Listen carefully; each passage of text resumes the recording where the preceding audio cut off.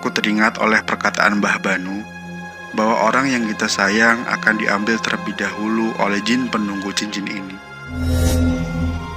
Astaga! Aku langsung berlari ke rumahku dan nampak rumahku sudah dipenuhi beberapa warga.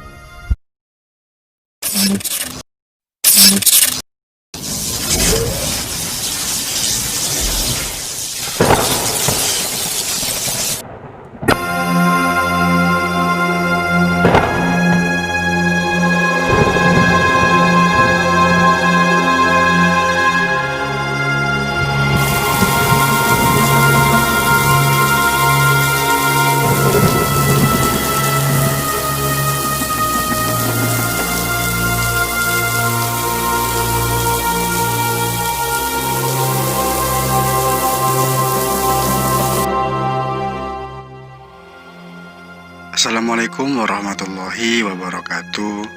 Halo semuanya, kembali lagi bersama saya Indra di Lepas Tengah Malam, sebuah podcast horor yang membahas serta menceritakan cerita-cerita horor yang berdasarkan cerita nyata. Bagaimana kabar kalian semua? Semoga selalu sehat dan diberikan rezeki yang lapang. Cerita kali ini masih dari Mas Randi Gustian dengan judul Petaka Batu Safir.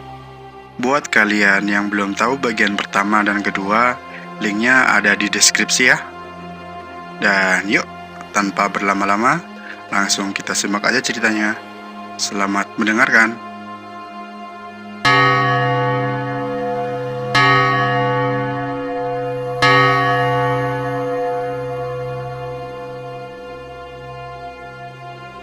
Sudah 1 minggu berlalu semenjak meninggalnya putra kesayanganku. Hati ini seperti hancur. Setiap detik aku selalu mencoba untuk menerima resiko dari jalan yang aku tempuh. Dan hari ini aku harus mendapatkan juga hakku dari perjanjian antara aku dan makhluk itu. Hari Minggu ini aku berencana pergi ke Pak Nur. Dia adalah investor bisnisku dulu ketika aku mendirikan usaha event organizer. Dengan keyakinan bahwa batu ini akan membantuku membujuk hatinya yang sempat membeku karena kesalahanku waktu itu. Mau kemana, Pah? Tanya istriku. Ke rumah Pak Nur, Mah, kataku sambil menghidupkan sepeda motor yang aku pinjam dari tetangga. Memang dia masih percaya sama kamu, Pah? Tanyanya. Kita nggak akan pernah tahu kalau belum coba, kataku yang langsung pergi setelah mencium kening istriku. Rumah Pak Nur ini sebenarnya tidak seberapa jauh, namun karena jalan yang aku lewati hari ini banyak yang buka tutup, akhirnya aku tiba di rumahnya setelah melalui perjalanan hampir 1 jam. Ketika sampai pintu gerbang rumahnya, cincin di jariku terasa hangat. Aku pun semakin yakin untuk menemui bos muda ini. Aku butuh bantuanmu, kataku dalam hati sambil mengusap-ngusap cincin biru ini. Assalamualaikum, kataku kepada seorang tukang kebun yang berada di halaman rumah Pak Nur. Waalaikumsalam. Iya mas, ada apa? Kata lelaki itu. Mau ketemu Pak Nur, saya Bayu kawan lamanya, jawabku. Oh baik, tunggu sebentar mas, mari silakan duduk, kata lelaki itu sambil mempersilahkan aku duduk di teras rumah itu. Kemudian ia masuk ke dalam rumah untuk memanggil Pak Nur. Setelah beberapa lama, lelaki itu keluar dan di belakangnya nampak Pak Nur tersenyum kepadaku. Waduh, kemana saja Mas Bayu? Kemarin saya mau ke rumah Mas Bayu. Kata Iwan, anak Mas Bayu habis meninggal ya? Jadi saya nggak jadi kesana deh, kata Pak Nur. Iya Pak, Rama meninggal sekitar seminggu yang lalu. Tapi kemarin malam saya ketemu Iwan, dia nggak bilang apa-apa soal Pak Nur, kataku. Turut berduka ya mas, mungkin Iwan lupa sampaikan kali. Duduk dulu, kata pria itu yang kembali masuk ke dalam rumah. Lalu Pak Nur keluar sambil membawa sebuah brosur dan amplop coklat di tangannya. Jadi 2 bulan lagi perusahaan saya mau merayakan hari jadi, dan seluruh cabang akan diundang. Acaranya mau saya adakan di kantor pusat. Sudah pernah ke kantor saya kan? Tanya Pak Nur. Sudah Pak, kataku sambil memegang brosur yang tadi dibawa Pak Nur dan ternyata adalah brosur wedding. Ah, kalau itu kawan saya, anaknya mau nikah mas. Semalam datang ke rumah, anaknya sudah keliling tanya-tanya WO, dan tertarik dengan paketan di situ, kata Pak Nur yang sesekali menghisap rokok kretek miliknya. Itu kan dia dapat harga 350 juta. Kira-kira Mas Bayu bisa buat konsep seperti itu nggak? Dan kalau bisa harganya di bawah itu. Dia mau acaranya outdoor di kolam renang, kata Pak Nur. Saya rencana mau memanfaatkan lantai 1 dan 2, tapi saya mau ada tenda juga yang terpasang di halaman parkiran kantor. Semua full AC. Untuk rincian detailnya, besok Mas Bayu tinggal ambil ke kantor saja, kata Pak Nur. Oh, bisa Pak Nur. Saya akan memberikan layanan terbaik saya untuk acara Pak Nur, kataku penuh semangat. Iya, saya percaya sama Mas Bayu. Soal kejadian kemarin, saya harap Mas Bayu tidak jatuh di lubang yang sama 2 kali ya, kata Pak Nur mencoba mengingatkanku.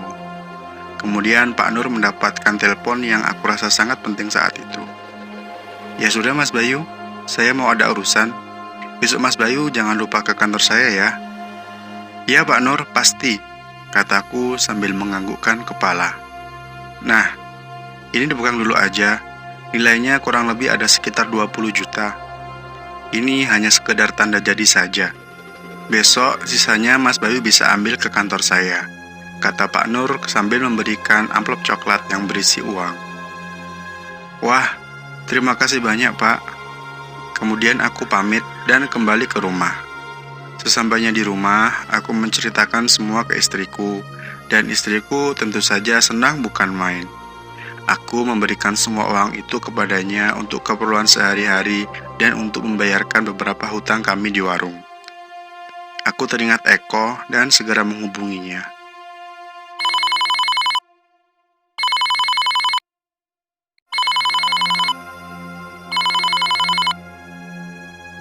Sob, gue habis ada kerjaan nih. Wah, gila bener ya nih cincin, kataku dengan perasaan senang. Oh, syukur deh, katanya singkat. Loh, kenapa lu Sob? Sakit? Kataku agak bingung. Lu inget ucapan Mbah Banu gak soal perjanjian terakhir gua? Tanya dia. Iya, kenapa? Jawabku. Besok malam setelah lu cabut, persis seperti yang Mbah bilang, istri gua kejang-kejang baik, dan lu tahu kan akhirnya gimana? Kata dia yang terdengar agak sedikit sedih. Innalillahi, astaga kok. Yang sabar aja ya. Kalau lu udah agak tenang, lu bisa telepon gua.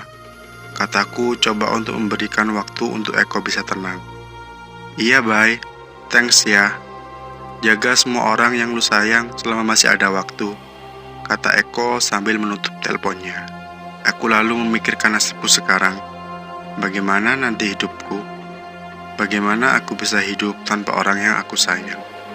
Semenjak aku pegang event di acara Pak Nur, aku seperti terbang di atas angin. Banyak event-event besar yang sukses aku tangani, dan aku mulai membangun kerajaan bisnisku kembali.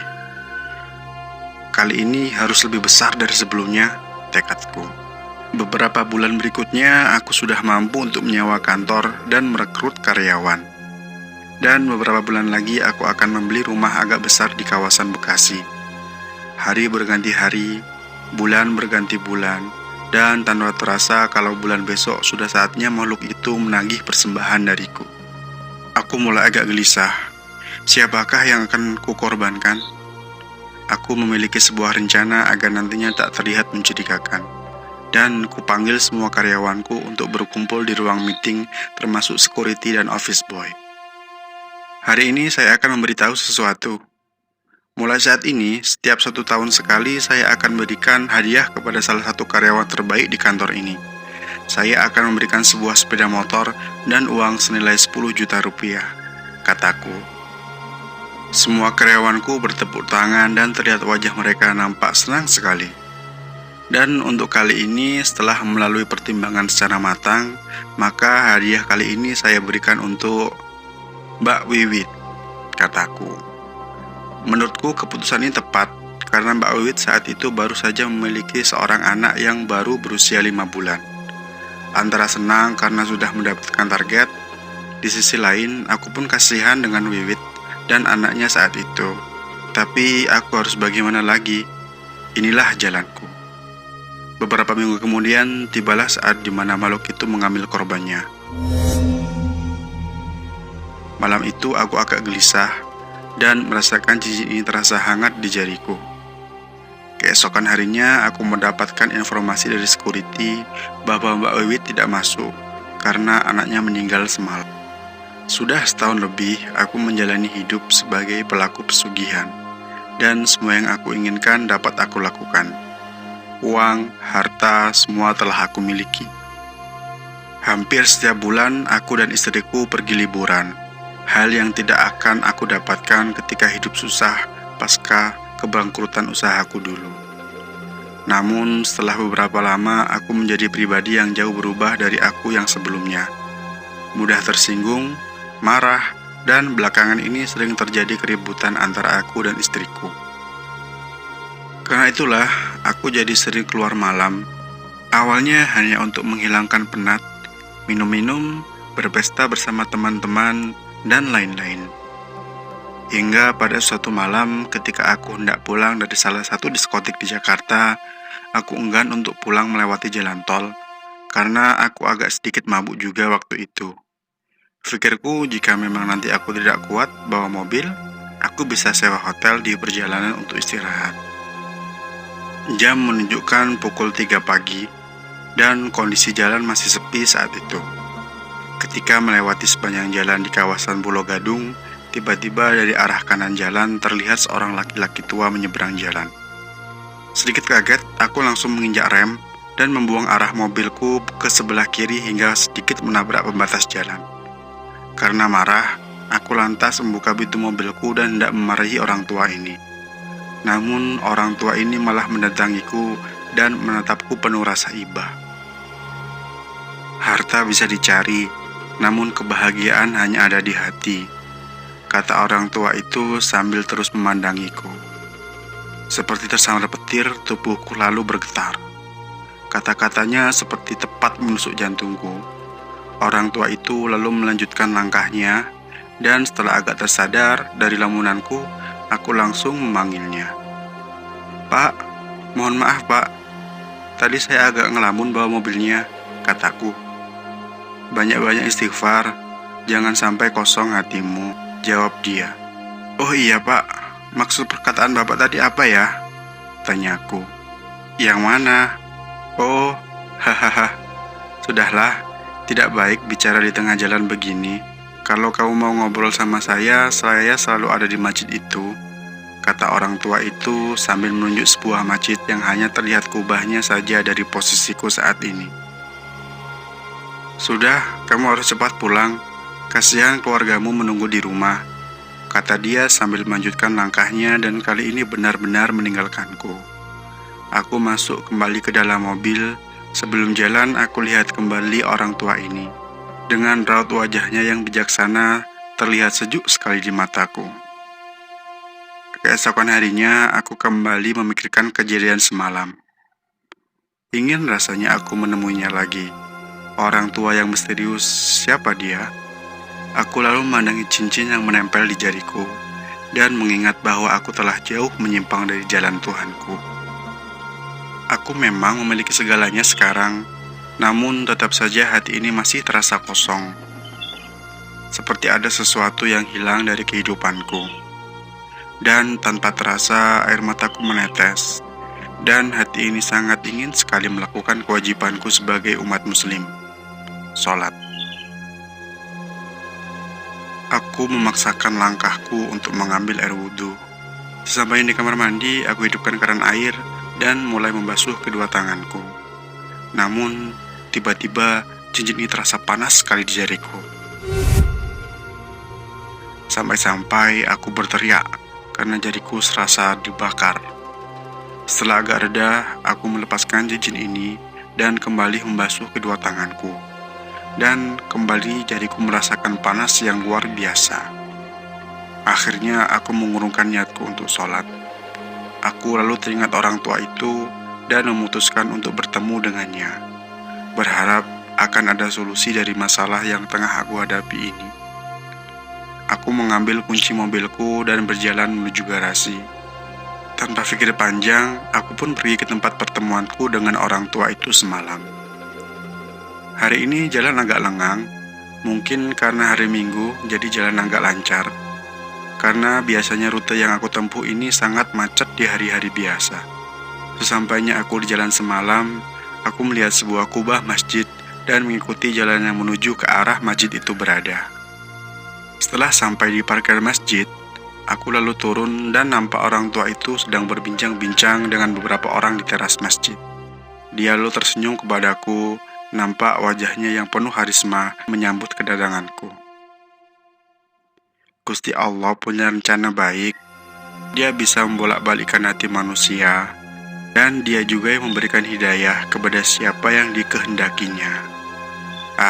Mari sini duduk, kata orang tua itu sambil memberikan ruang untukku. Setelah bersalaman kepada beberapa orang di situ, aku pun duduk berhadapan dengan orang tua ini. Kamu udah zuhur belum? Tanya orang tua itu. Belum, Pak. Nah, sholat dulu sana. Oh iya, sebelum wudhu cincinnya sini biar Bapak yang pegang, biar afdol. Agak ragu aku awalnya untuk mengambil air wudhu, mengingat kejadian di rumahku tadi. Terlebih harus memberikan cincin ini ke dia. Sudah, tak apa-apa. Sholat taubat dulu kalau merasa punya salah Gusti Allah. Akhirnya dengan agak berat, aku menyerahkan cincin itu ke dia. Wih, bagus bener cincinnya, Pak. Mahal pasti ya? Tanya salah seorang kepada orang tua itu. Bagus hanya tampilan luarnya saja. Dalamnya kan kita nggak tahu, kata orang tua itu sambil melirik ke arahku. Aku lalu berjalan ke tempat wudhu dan kembali menghidupkan keran air. Perlahan-lahan aku basuh kedua tanganku. Dan anehnya kali ini aku sudah tidak merasa panas lagi. Aku lanjutkan membasuh wajahku tanpa terasa air mataku jatuh bersama tetesan air wudhu.